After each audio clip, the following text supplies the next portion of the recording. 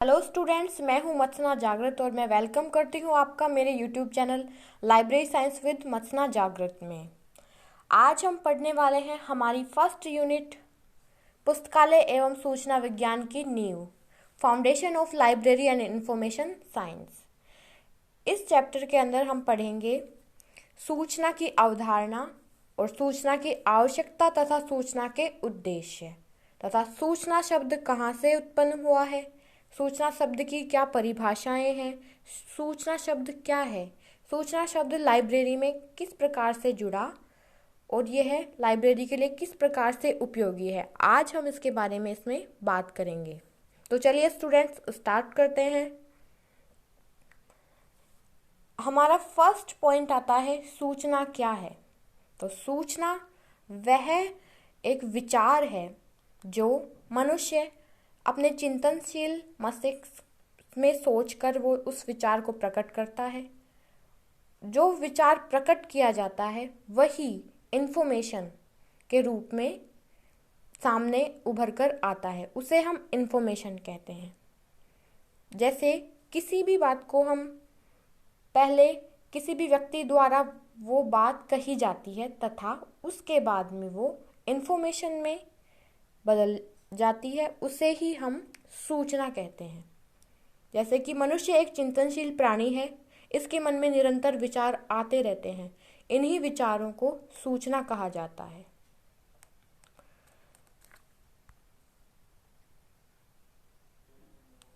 अब हम देखते हैं सूचना शब्द की उत्पत्ति कहाँ से हुई। पुस्तकालय में जो ये सूचना शब्द है इसकी उत्पत्ति कहाँ से हुई। यहाँ पे ये मिस टाइप हुआ है इसलिए सूचना ऊपर लिखा हुआ है। सूचना शब्द की उत्पत्ति कहाँ से हुई। सूचना शब्द की उत्पत्ति अंग्रेजी भाषा के इंफॉर्मेशन शब्द का हिंदी रूपांतरण तो है सूचना, और ये जो इंफॉर्मेशन शब्द है इसकी उत्पत्ति हुई है फॉर्मेटिया शब्द है, या फिर इसका भी शॉर्ट फॉर्म है फॉर्मा। तो ये जो फॉर्मा, जैसे परफॉर्मा तैयार किया जाता है किसी भी चीज़ का, वही फॉर्मा उसी फॉर्मा शब्द से इंफॉर्मेशन बना है। और ये जो फॉर्मा शब्द है इसका शाब्दिक अर्थ जो होता है किसी भी शब्द को आकार या फिर स्वरूप प्रदान करना। यानी कि कोई भी हमें शब्द मिलता है, कोई भी हमें तथ्य मिलता है, उसे एक आकार या फिर स्वरूप प्रदान करना फॉर्मा शब्द का अर्थ होता है। इसी फॉर्मा शब्द से इंफॉर्मेशन शब्द बना है। और आगे जैसे हम देख सकते हैं ये फॉर्मा शब्द है, फॉर्मा में इन प्लस होता है, इन का अर्थ होता है में, फॉर्मा का अर्थ होता है आवरण। इसीलिए हम कह सकते हैं कि किसी भी आवरण के अंदर किसी भी चीज़ को रखा जाता है, मतलब किसी बात को एक आवरण प्रदान करना, यही सूचना कहलाती है।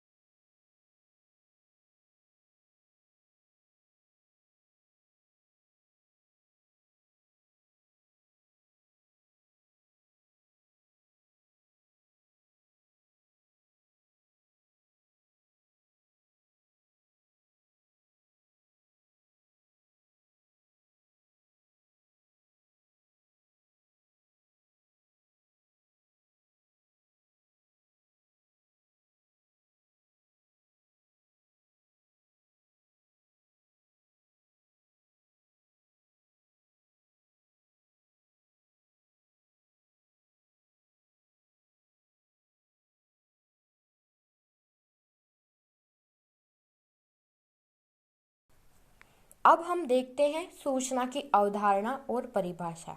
Concept of concept and definition of information. आइए देखते हैं सूचना क्या है। सूचना एक वो विचार है जो किसी व्यक्ति के दिमाग में आता है तथा उससे वो मौखिक, लिखित या फिर सांकेतिक रूप में प्रदर्शित करता है, वही सूचना का कहलाता है। सूचना को प्रकट करने के 3 प्रकार हैं: मौखिक, लिखित या फिर सांकेतिक। जैसे सूचना को हम डेटा कह सकते हैं या फिर कोई भी मतलब जैसे ज्ञान है, ज्ञान को भी हम सूचना कह सकते हैं, इंफॉर्मेशन कह सकते हैं।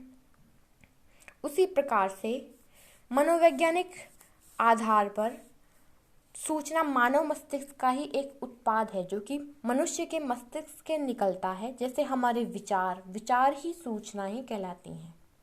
उसी प्रकार से जैसे सूचनाएं प्राप्त करने का एक मेथड है। हमें कोई भी डेटा प्राप्त होता है, डेटा यानी कोई भी बात हमें प्राप्त होती है। जैसे कोई भी एक तथ्य हमें मिल गया, फिर उसका प्रक्रियाकरण, प्रोसेसिंग होता है। जैसे मैंने आपको बताया, आवरण प्रदान करना। फोर्मा शब्द का अर्थ होता है आवरण प्रदान करना। उस बात को, उस तथ्य को आवरण प्रदान किया जाता है, फिर उसे सूचना में तब्दील कर दिया जाता है। एज ए इंफॉर्मेशन उसे पेश किया जाता है कि जैसे किसी भी व्यक्ति के मुंह से कोई बात निकली, उसने ये कहा, फिर उसी बात को लिखित माध्यम से किसी तक पहुंचाया जाता है, वो उस सामने वाले व्यक्ति के लिए सूचना हो गई। या फिर किसी को मौखिक रूप से बताया जाता है तो वो सामने वाले व्यक्ति के लिए वो सूचना हो गई। या फिर हाथ इशारों से, सांकेतिक भाषा में अगर कोई बात उसे बताई जाती है, एक व्यक्ति के द्वारा कही गई बात किसी दूसरे व्यक्ति तक पहुंचाई जाती है, वही सूचना कहलाती है। इसी प्रकार से इंफॉर्मेशन का प्रोसेस मेथड है। फर्स्ट आता है इसमें data, second processing, third information. अब आइए हम देखते हैं कि सूचना की परिभाषा किस किसने और किस प्रकार से दी है। फर्स्ट परिभाषा जो दी है वो दी है बेकिन ने। बेकिन ने सूचना के बारे में कहा है कि सूचना वह होती है जिसमें आकार को परिवर्तित करने की क्षमता होती है। ये परिभाषा दी है बेकिन ने। आइए हम समझते हैं बेकिन के कहने का भावार्थ क्या था।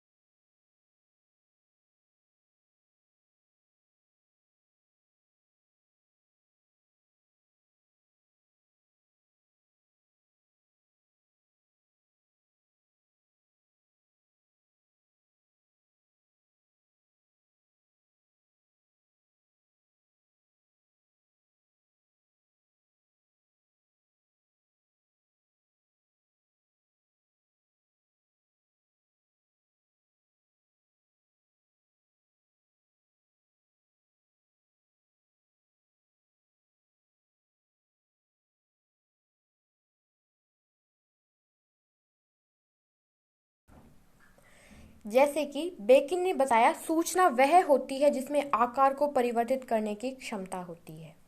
यानी कि कोई भी इंफॉर्मेशन हमें मिलती है वो डिपेंड करता है कि वो किस प्रकार से प्रस्तुत करी गई है।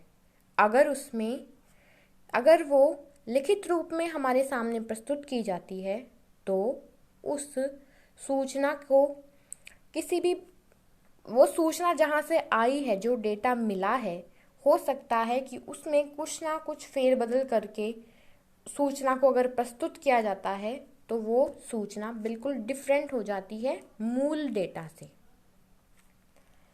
इसी प्रकार से बीकर नाम के जो व्यक्ति हैं, उन्होंने परिभाषा दी है कि किसी विषय से संबंधित तथ्यों को सूचना कहते हैं। यानी कि किसी पर्टिकुलर सब्जेक्ट से जो रिलेटेड जो भी तथ्य हैं या फिर डेटा हैं जो हमें प्राप्त होते हैं, उसे हम सूचना कहते हैं। उसी प्रकार से शेरा, इन्होंने जो परिभाषा दी है वो है, सूचना एक प्रकार का तथ्य हो सकता है या तथ्यों का समूह। वही बात है जो कि डेटा हमें प्राप्त होता है, वो एक हो या फिर अनेक हो, उन्हें एकजुट करके जो एक न्यूज़ बनाई जाती है, कोई भी एक सार्थक एक बात उसमें से निकल के आती है, वही होती है सूचना। अब चौथी परिभाषा हम देखते हैं हाफमैन की। हाफमैन ने कहा है, सूचना वक्तव्य, तथ्यों व आकृतियों का संकलन होता है। यानी कि सूचना वक्तव्यों, कही गई बातों का, कोई भी थॉट्स किसी के भी, या फिर जैसे सूचना लिखित रूप से भी हमें दी जाती है, उसे ही हम सूचना कहते हैं। आइए हम जानते हैं कि सूचना की हमारे समाज में आवश्यकता किस प्रकार से है। सूचना की आवश्यकता, हर क्षेत्र में सूचना की आवश्यकता है। विदाउट इन्फॉर्मेशन हम लोग हमारा सुचारू रूप से जीवन यापन नहीं कर सकते, ये हम सभी जानते हैं। क्योंकि प्रतिदिन, आज से ही नहीं, ये हमेशा से चलता आया है कि प्रतिदिन न्यूज़पेपर के द्वारा, टीवी या फिर आजकल प्रत्येक व्यक्ति के पास मोबाइल होता है, पल पल की न्यूज़ हमें मिलती रहती है। हमारे देश में क्या चल रहा है, विश्व में क्या चल रहा है, हर बात के लिए हमें अपडेट रहना होता है।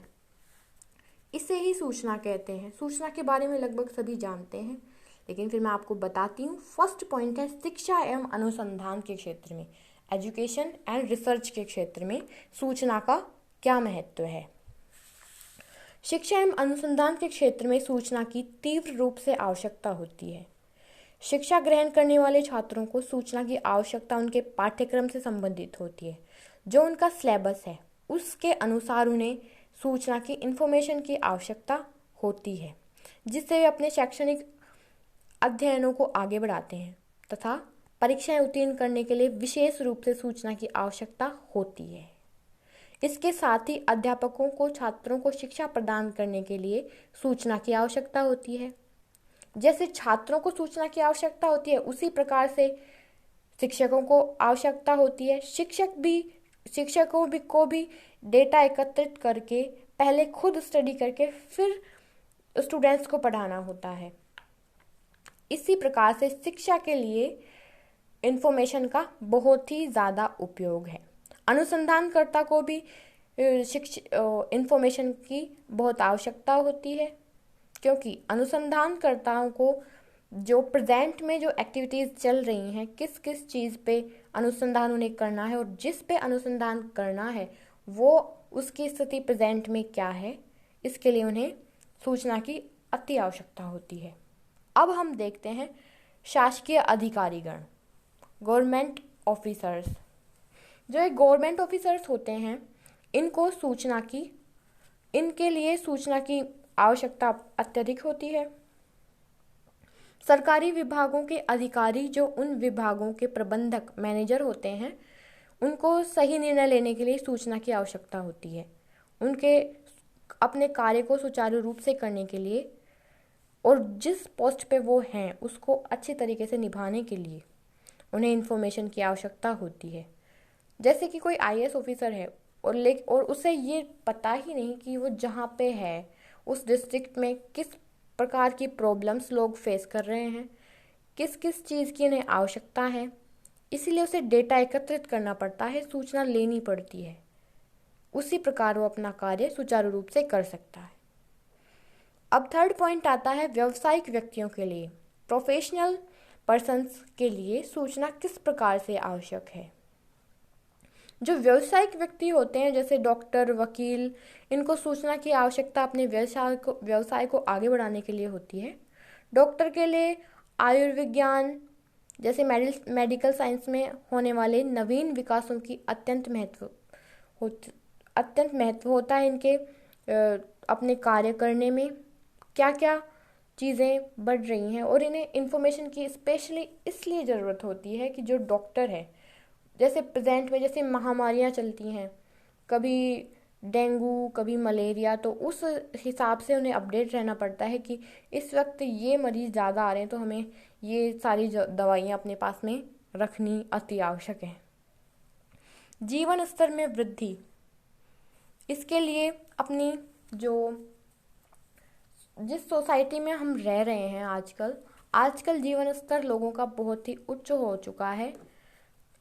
फिर भी गाँव में लोग काफ़ी ज़मीन से जुड़े हुए लोग हैं, लेकिन शहरों में देखा जाए तो लोग बहुत ही आगे बढ़ चुके हैं।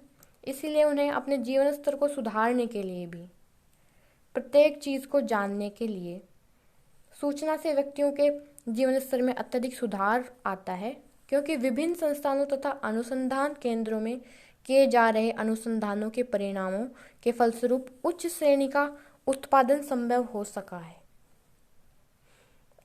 अब देखते हैं राष्ट्र प्रगति के लिए फॉर नेशनल प्रोग्रेस सूचना किस प्रकार से उपयोगी है। आज सूचना एक उत्पाद एवं पदार्थ के रूप में समझी जा रही है, जिससे इसका उपयोग राष्ट्रीय विकास एवं प्रगति में एक उपयोगी संसाधन के रूप में कार्य कर रहा है। किसी राष्ट्र का उत्थान, विकास एवं समृद्धि उसके योग्य एवं निष्ठावान नागरिकों, सैद्धांतिक एवं व्यवहारिक अनुसंधानों तथा उच्च स्तरीय शिक्षण प्रशिक्षण पर निर्भर करते हैं। इसीलिए जिसमें सूचना अपनी अद्वितीय भूमिका निभाती है। अब देखते हैं मनोरंजन एवं सांस्कृतिक क्षेत्र में सूचना किस प्रकार से आवश्यक है। मनोरंजनात्मक, सांस्कृतिक तथा साहित्यिक आवश्यकताओं की पूर्ति के लिए भी सूचना अत्यंत ही आवश्यक है। सामाजिक, सांस्कृतिक, साहित्यिक तथा राजनीतिक प्रभाव के कारण इस प्रकार की सूचनाओं का भी महत्व बढ़ता जा रहा है। जैसे आजकल प्रत्येक व्यक्ति को क्रिकेट, बास्केटबॉल, सारे गेम वगैरह देखने बहुत पसंद होते हैं। इन्हीं से जैसे फिल्म जगत की जो भी नई नई अपडेट्स होती हैं, सब लोग जानने की कोशिश करते हैं, इच्छुक होते हैं। इसमें भी उन्हें इन्फॉर्मेशन की अत्यधिक आवश्यकता होती है। धन्यवाद।